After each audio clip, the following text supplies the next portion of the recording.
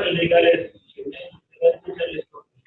c'est le modèle que l'histoire pour fixer l'ensemble des textes qui réglementent cette question.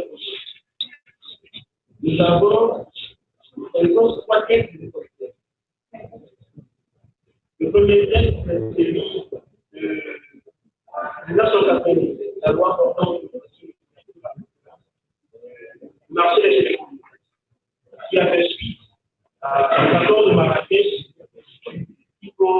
les accords de Marrakech qui ont créé l'égalité et donc libéraliser le marché des télécommunications. Alors, ce texte, comme son nom dit, a fait une simple autorisation pour le marché des télécommunications à la concurrence. C'est ce texte qui a donc aboli le dissous, l'homme. À la suite de ce texte, nous avons quelques décrets, par exemple le décret contre l'élection et il y a CCT. Alors, à la suite de ce texte, il y a eu comme une période de d'ajustement juridique. Vous allez attendre le texte, la loi 2009, la loi 09-2009 du 27 novembre 2009 portant réglementation du secteur des télécommunications au Congo. Ensuite, la loi 11 2009 de la même date, le 27 novembre 2009 portant création de la cause de télécommunications. L'agence de régulation des causes télécommunications.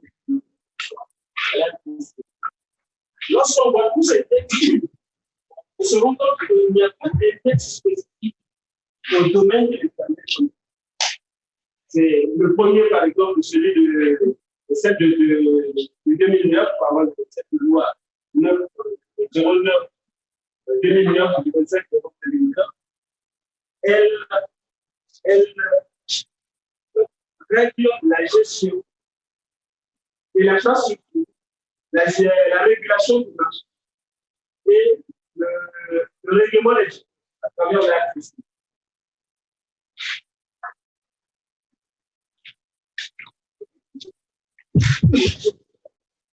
Donc, il n'y a pas un texte spécifique.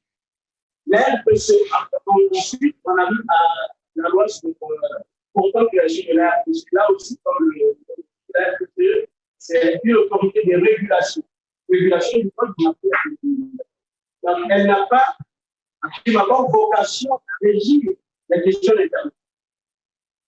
On se rend compte, donc, sur le plan légal, le Congo, on est sur son plan comme on est séché. Il n'y a aucun texte spécifique qui régit le secteur de télécommunications, qui régit l'Internet. Voilà pourquoi le ministre, d'ailleurs, l'a reconnu.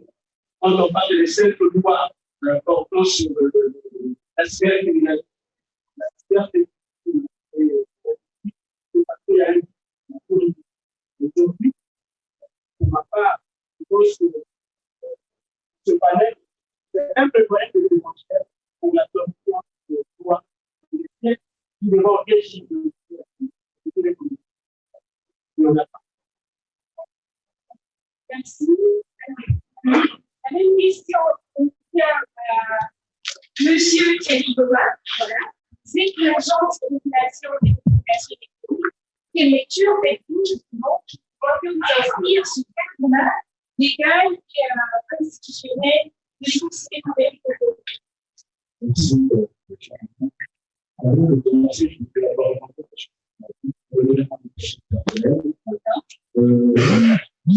la loi qui régit les télécoms spécifiques, c'est la loi de 1987. Mais la loi qui régissait les télécoms de manière spécifique, c'est la loi de 1987. La loi 9 2009 ne régit pas les télécoms, mais c'est une loi au-delà des territoires spécifiques. Donc, c'est la loi qui régit le secteur des communications électroniques. Donc, l'Internet aussi est présent. Maintenant, pour revenir à votre question, qu'est-ce que je pourrais dire de l'environnement et le cadre institutionnel et légal dans l'écosystème numérique? Le premier mot qui me vient à l'esprit, c'est l'insuffisance. Insuffisance, pourquoi? Parce que pour le l'institution, il n'y a pas suffisamment d'institutions qui peuvent contribuer, à une bonne organisation, une bonne gestion, de cet écosystème. Pourquoi? Je regardais dessus et je trouve aussi, point de vue instruments légaux et réglementaires, il y a toujours une insuffisance. Pourquoi? Parce que nous sommes dans un écosystème qui est multipartite et nous n'avons pas une loi d'orientation. La loi d'orientation, elle est importante. Pourquoi? Parce que c'est l'écosystème qui met ensemble plusieurs secteurs d'activité. Et donc, une loi d'orientation nous permettra de dresser les grands principes d'organisation de l'écosystème. Je vais vous prendre un exemple simple. La loi 9 prévoit les aspects de cryptologie, n'est-ce pas?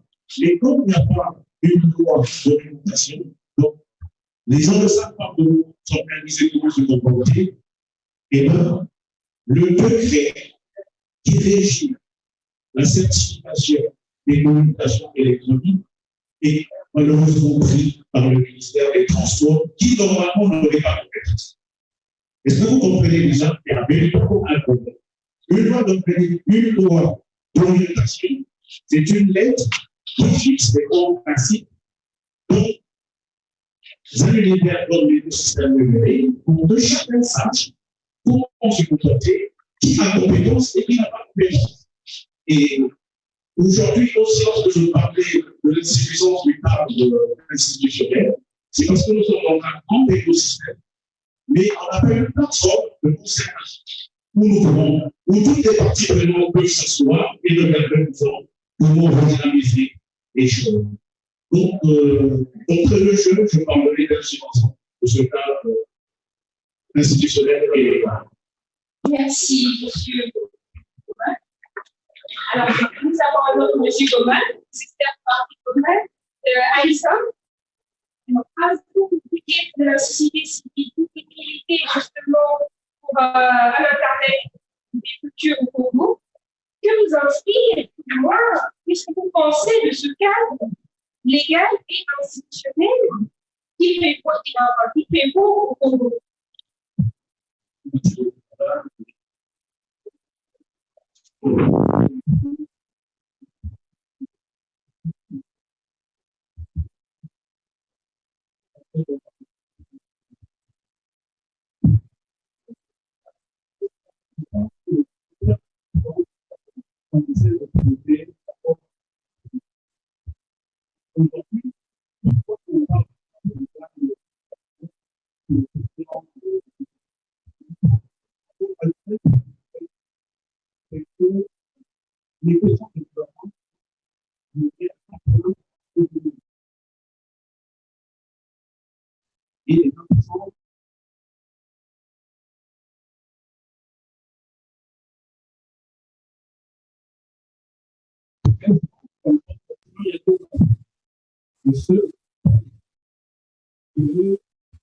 Les textes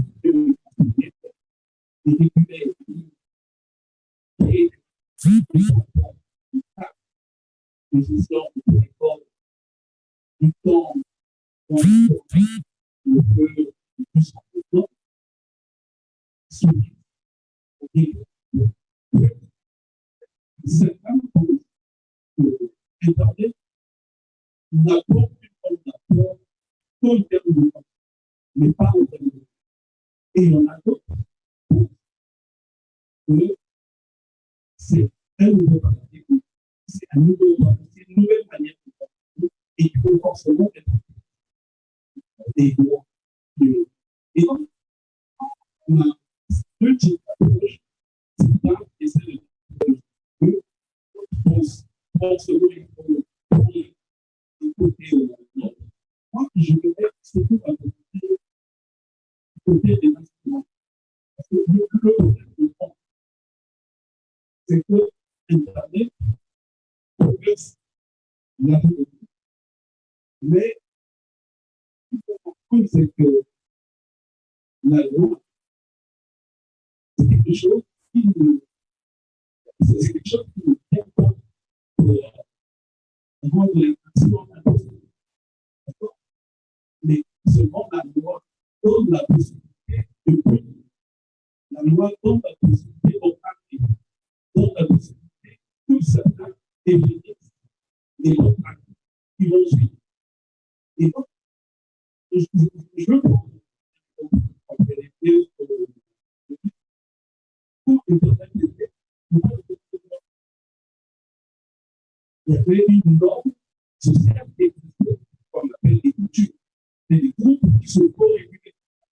Si tu fais quelque chose qui n'est pas bien, tu ne peux pas faire. Le groupe est là. Si vous voulez vraiment regardez le théâtre de l'esprit. Quand vous êtes sur Wikipédia, avec le moment sur Wikipédia, c'est la communauté des gens. Nous sommes restés. Je veux dire, est-ce que c'est la communauté? Est-ce que Facebook ne veut pas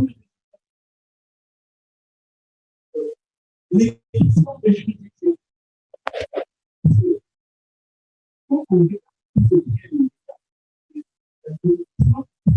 les lieux pour lesquels les gens doivent aller mais dans la politique, la moitié des gens ont dit aujourd'hui ne sont pas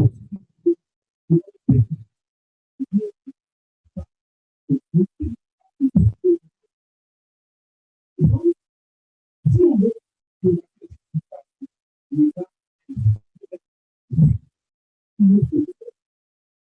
en même temps, aussi que apporter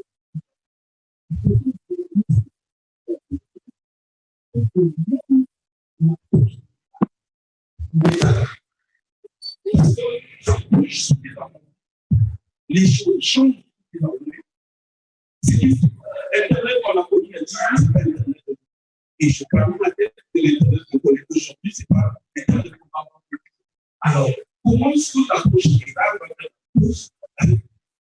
cette approche sociale? Donc, il faut connaître la production.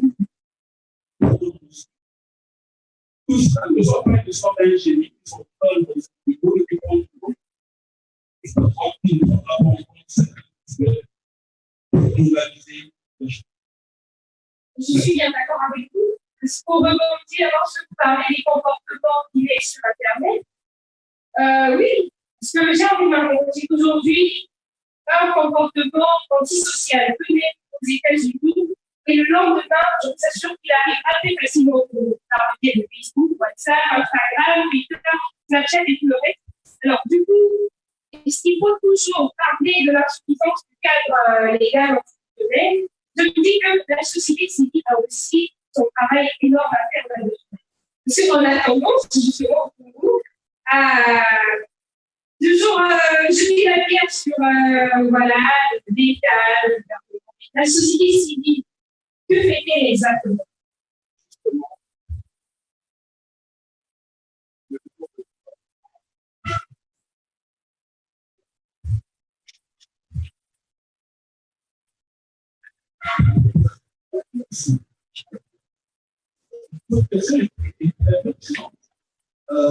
Nous avons une chance. La chance, c'est que il faut qu'on arrive à ce les gouverneurs de ce pays qui sont pas autistes. Ce n'est pas des gens qui disent qu'ils connaissent ce qu'ils pensent. Et on s'est retrouvé dans plusieurs cas où la société civile a été l'État, le business, l'académie, les universitaires. Aujourd'hui, le port de la société, ce n'est pas un endroit d'indemnité, parce que regardez, on est à un événement où il y a eu une forme de synergie entre société civile, l'État, le secteur privé, le secteur public. Pourquoi? Parce que les gouvernements ont compris que c'est les plus forts besoins de sécurité. La société civile aussi a compris cet appel que le gouvernement ou l'État ne peut pas faire seul. Il nous faut composer. Et c'est pourquoi je pense que cette approche ne va pas s'arrêter aujourd'hui. Nous sommes des comités de démarche. Celui qui veut aller vite, et celui qui va aller loin, il va vite. Et celui qui va aller vite va seul, et celui qui va aller loin va dans le sens. Aujourd'hui, je pense qu'on est dans cette démarche, la société civile. Et nous, on pense qu'on va suffisamment accompagner dans la mesure. Et les fonds aussi des gouvernements ne sont pas accompagnés. Nous allons continuer à faire la marche. Merci. Alors, nous passons à M. Morel Bédigassal. Je rappelle qu'il est directeur de la promotion de l'économie numérique, qui est au cœur de l'administration du numérique, justement, et lecture sociale, légale et institutionnelle de l'écosystème numérique. Alors, merci Madame Béguet, merci à tous d'être venus.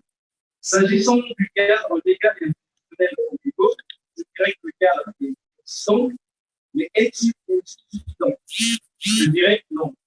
Parce que tous les jours, il y a des défis nouveaux qui naissent, et malheureusement, le cadre légal ne peut pas anticiper sur les défis qui naissent.